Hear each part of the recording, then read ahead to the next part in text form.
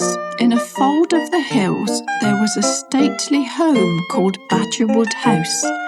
Families came to visit it and play and have picnics in its beautiful park. Behind the house was a children's farmyard with lots of animals.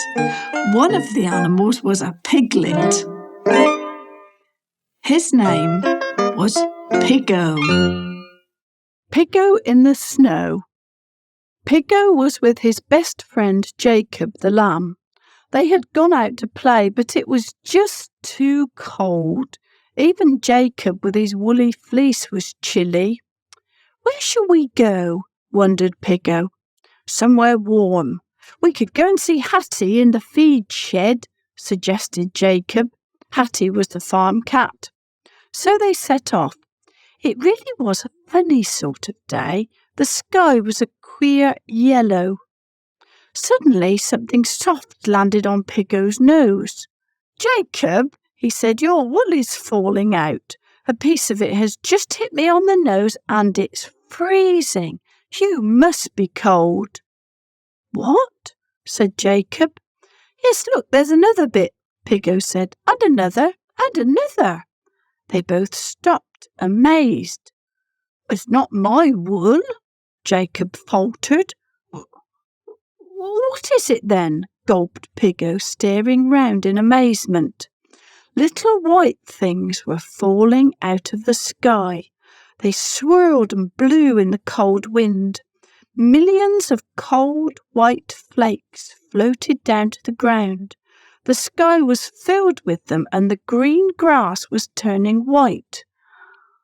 I don't know. Let's run to the feed shed," said Jacob uncertainly, blinking as a white flake landed near his eye. They scurried along the path to the shed. Hattie the cat was standing in the doorway with her 2 kittens. "What do you think of the snow?" she asked happily. "Is this snow?" asked Piggo and Jacob together. "Of course it is," she replied. "It's snow, and it's heavy snow too. Come inside or you'll be covered." They bustled into the warm feed shed. It was filled with sweet hay and all kinds of animal food. It was Piggo's favourite place. They all peeped out of the doorway. The snow fell faster and faster, and soon a thick layer covered the ground. The green grass had gone. In its place was a pure white blanket, which smoothed out all the bumps. From behind them came a queer noise, a long, loud, snoring kind of noise. Piggo and Jacob listened. "What's that?" they asked Hattie. "Guess," she said. They heard it again. It was definitely a long snore coming from underneath the hay bales. "It's somebody snoring," they said. "Yes, there's a hedgehog under the bales asleep for the winter. It's nice to have someone else living here with us, but he does snore," Hattie sighed. They all went and looked under the hay to see the sleeping hedgehog, but it was too dark to spot him.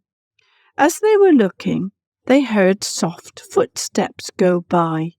Going back to the door, they saw that Clarence must have passed the shed because big black boot prints marked the white snow and went round the corner out of sight.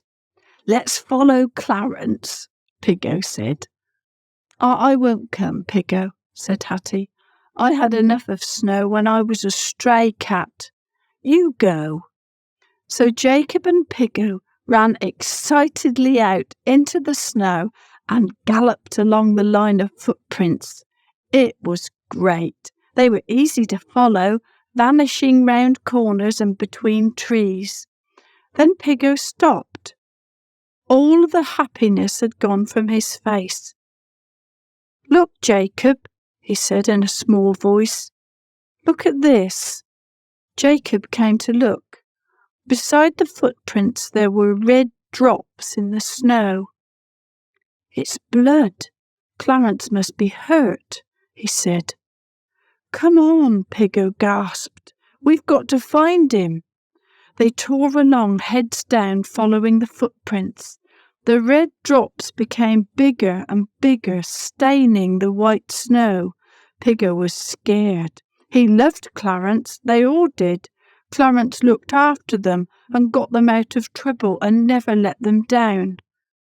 The tracks went round the last corner into the farmyard and across it to a shed with an open front.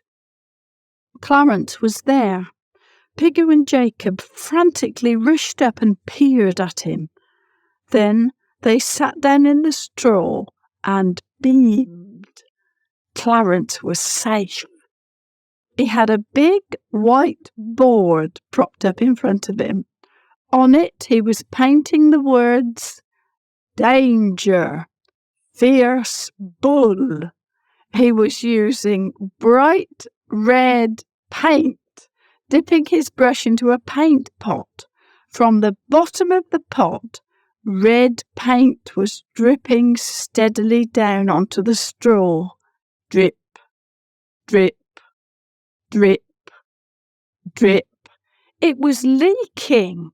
Clarence hadn't noticed as he carried it along and had no idea what a fright it had given Piggo and Jacob. "Hello, you two," he said as he noticed them. "Just painting up the farm signs for when the visitors come back in the summer." Then, feeling in his pocket, he found a carrot for Piggo and a nice piece of turnip for Jacob.